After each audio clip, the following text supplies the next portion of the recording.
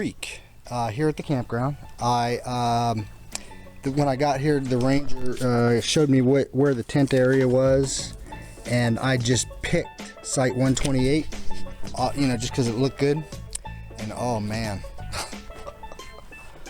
oh yeah, I don't think you could have picked a better site. If you're coming to Furnace Wells or Furnace Creek, site 128 is shady and the ground. Nice. Temperature here today is going to be in the low 80s, 82. Nighttime temperatures in the mid to upper 40s. So you just couldn't get a better place. I would say that there were about half of the tent camping signs where you put your stub that you're staying and that you've paid. Half of them are full, so it might not be a bad idea for reservations.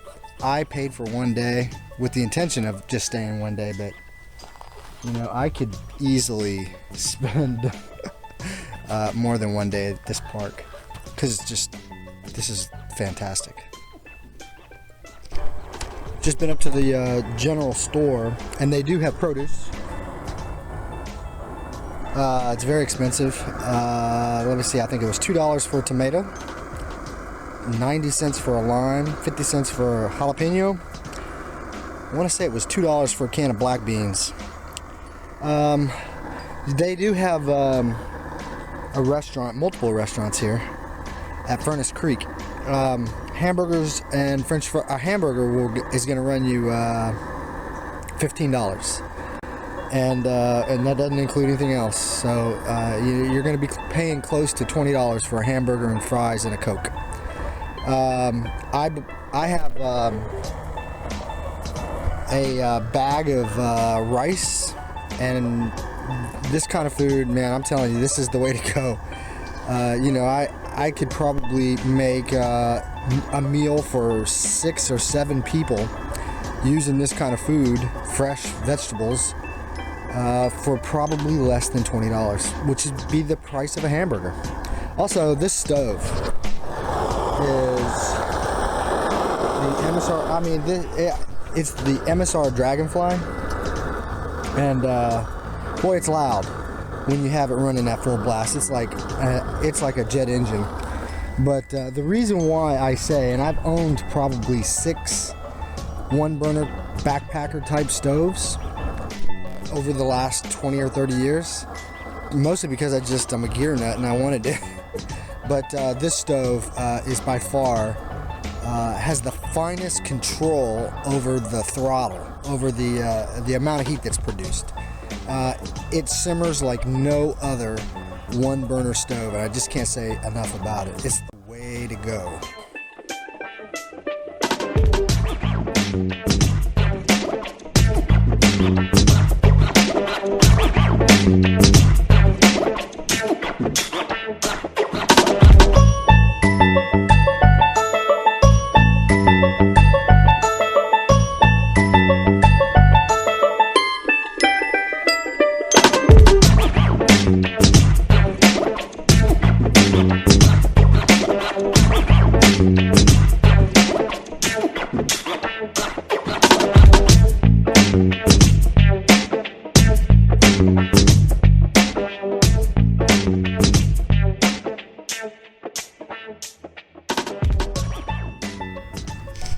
So the first night I stayed at Furnace Creek Campground, the National Park Campground, and this is as well. It's right on the other side of this hedgerow. It's kind of the overflow desert parking lot camping ground. When I got to the campground, I thought it was going to be the most beautiful thing in the world, but about this time in the evening yesterday, the campground filled up. And the people next to me 20 feet away from me was a group of 8 college-age kids, and so they were they were extremely loud, and I had to wear earplugs for most of my time over there. It's very crowded and very loud. Matter of fact, I was contemplating making a beheading video because it was unbelievable. It was a nightmare. Anyway, so this today, the second day, after spending pretty much all day goofing off here at Furnace Creek, I decided to just cross the street and come over to Sunset Campground. And like I said, it's a big desert parking lot, not very full. There is that guy right there. He's got his generator going, and that's about it. There's no one else over here. Tomorrow I'm going to leave the park and head out on 190 east to the town of Pahrump. Got a little bit of a climb, and I shouldn't have any problem. There's plenty of things, I mean, it's a medium-sized town. Last night still blowing probably close to 30 miles per hour. Eventually we had gusts in the neighborhood of 50 and 60 miles per hour. Right here, general store, open 7 a.m. till 10 p.m. Right here's the cafe. Saloon, and there's a restaurant right next to that. Also here in Furnace Creek Ranch, which is the private resort at Death Valley National Park, there's a swimming pool. The campground is called Fiddler's Campground. It's $17 for a tent, which is $1 less than the national park, and includes showers and Wi-Fi. Wi-Fi is available right here for all the guests of the park for free. And here's some video of the food aisle in the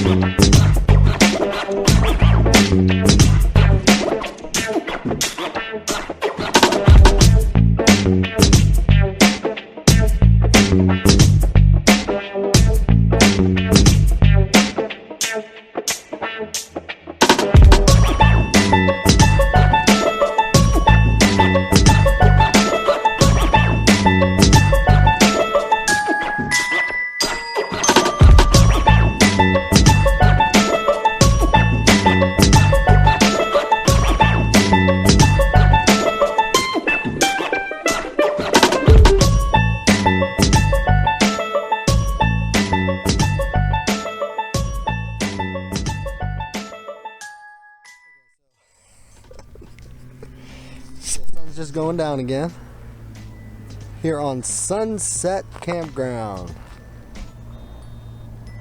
Last night the wind was up to 30 and 50 mile an hour gusts.